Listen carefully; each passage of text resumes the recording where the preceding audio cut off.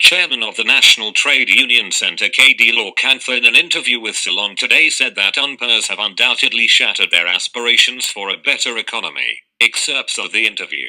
How do you read the current political developments in the country? A. People were disgusted with the Rajapaksa administration, so they formed a new government under the leadership of the President Maithripala Sirisena. Rajapaksa regime had come to a natural death due to the absurd ways of its administration during their tenure. Now the same has come upon the present government in a very short span of time. People are in dire need of a solid alternative. They are compelled to walk away from the last two consecutive governments because they have witnessed and tasted the bitterness. People have rejected Mahinda Rajapaksa at 2 consecutive elections. Therefore there is no political hope left for him. Moreover, the number of corruptions and misappropriations of the previous government have reached the people, so they know what transpired during that era. There is a vacuum for an alternative force in society, so we strive towards bridging that gap. Your union extended support to the demonstrators and strikers at the Hambantota port. What was the story over there? A. The employees were recruited to work in the Hambantota port. These appointments were made by Namal Rajapaksa, Rohitha Abagunyuardina and the current minister Arjuna Ranatunga. Some of those employees had given up their previous employment to join Sri Lanka Ports Authority, SLPA. It is a known fact that the salaries paid by the SLPA are comparatively higher than at other institutions. But later on they realized that they were working for a private company and providing manpower services to the Ports Authority. The issue is if these employees provided their services to the SLPA, why can't they be made permanent employees of the SLPA? There was an identical request made by the manpower employees of the telecom some time back. The National Trade Union Centre led that struggle and ended it victoriously. These port workers request the government to make them permanent employees of the SLPA. The protesters have taken a ship under their custody. That was an attempt to seek national attention to their problem. That was a correct union action to gain attention.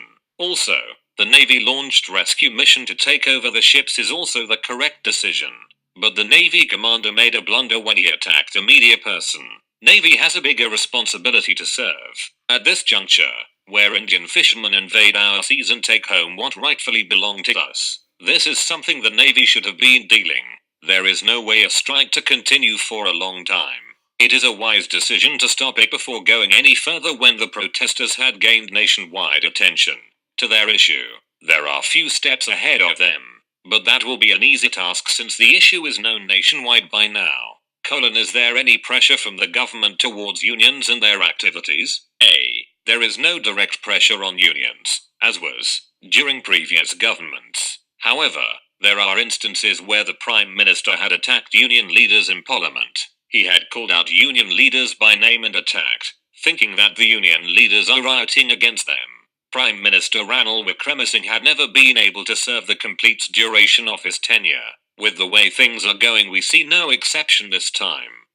Do you think the government will topple before its time? A. It's not the entire government, but it is evident that Ranil Wickremesinghe is probably going to lose his position as the Prime Minister of this country. There is a very good possibility that a new Prime Minister will be appointed instead of him. A political storm is imminent.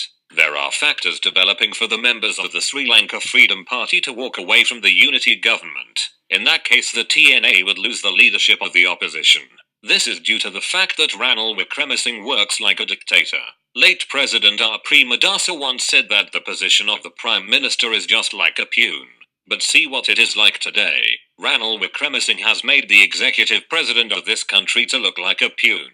So how do you expect the government to go any further with this ego? What factors, in your opinion, contributed to the people's hatred towards this government? A. Firstly, the government has walked away from the objectives of its formation. They promised to bring the looters and the plunderers of the previous government to justice, and get back the lost hard-earned public funds. No matter how many people lodge complaints to the respective authorities such as the Bribery Commission, SIBOC, and the Financial Crimes Investigation Department, FCID, but nothing has worked out. Also, the people were anticipating the present government to fully eradicate corruption in keeping with the principles of their governance. That has become a mere thought in the minds of the people. There was a belief among the unpers and some clusters of the middle class that Prime Minister Ranil Wickremesinghe is a clean politician. A politician who has never got his name dirty with allegations of corruption. So, the people believed in him when they cast votes. Now the idea had been challenged, even though some may still be reluctant to think of him as a looter. But surely they believe that Ranil Wickremesinghe had provided the required protection to those who were due to be put behind bars for corruption. Majority of the people believe that, and also there is a common belief that the people will get money to their hands whenever a UNP government comes into power. That belief has also become just another fiction. By now, when considering the recently passed appropriation bill, budget, in Parliament, it shows the manner the hard-earned money of people have been pulled out by means of taxes and fines. There are no avenues for people to enhance their income. There was no dialogue by the government to propose ways for the people to enhance their income, but there were extensive dialogues to implement new taxes and fines all along the way. What is the ulterior motive of the government in doing all these? A. The government wants to cripple the purchasing power of the people, so that it paves the way for the government to collect monies from people through taxes and fines. The government plans to save on spending dollars, so the consumer demand should be discouraged. The government pledged that they would bring investments to the country, but, so far, they have failed. Now the rupee is left to depreciate to attract more investors. That is why the government allowed a depreciation of the rupee from Rs. 131 to Rs. 151. Now the people have to spend more money for the same goods and services purchased at a comparatively lower price earlier, in a situation where the rupee income of an individual remains the same. Again, the purchasing power of the employees is being discouraged by depreciating the currency. Another obstacle in attracting investors is the level of high wages of our employees, in comparison to the situation at the regional level. That's why the agreements like ETCA surface to provide low-cost labor to industries. Unpers have undoubtedly shattered their aspirations for a better economy, and the entire society knows that they are not capable and competent enough to do it. How do you see the government's decision to privatize Hambantota Harbour in order to save themselves from debt? A. The government is selling the Hambantota port and the 15,000 acres around it for more dollars. Purchasing power of the people has been shrunk to save dollars. The government's only objective has become saving dollars. C. Even now they are not getting investments which will generate income to the people. There are a number of constructions on the ground to show that the previous government was keen on undertaking construction. But how many projects are generating actual revenue to the people? It's like spending all the working capital and constructing a wall around the house. It will surely add glamour, but draw no actual income for the people. We should always aim at sustainable development.